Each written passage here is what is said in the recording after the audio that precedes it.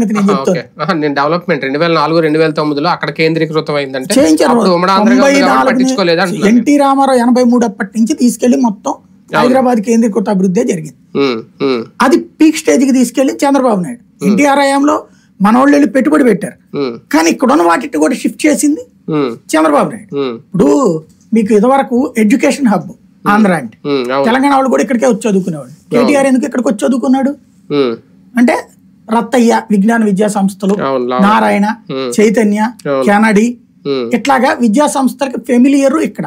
కానీ చంద్రబాబు వచ్చాక ఏం చేశాడు, వీళ్ళందరికీ హైదరాబాద్ లో విద్యా సంస్థలు పెట్టుకోమన్నాడు. అక్కడ భూములు తక్కువ రేటుకు వచ్చేటట్టు చేసి పెట్టాడు, ఆ ఏరియా చేసాడు.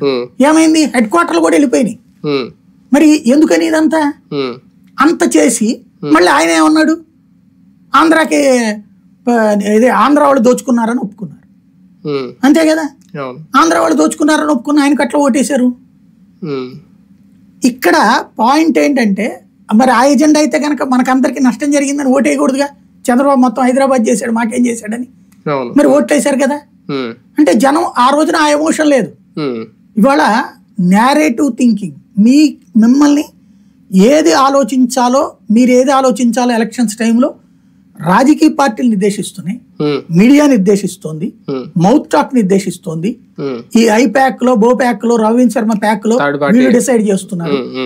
వాటిట్లో మీరు పడికొట్టుకుపోతున్నారు తప్పించి మీకేం కావాలి అంటే ఏమీ లేదు. ఇది మధ్యతరగతి విషయం. లేబర్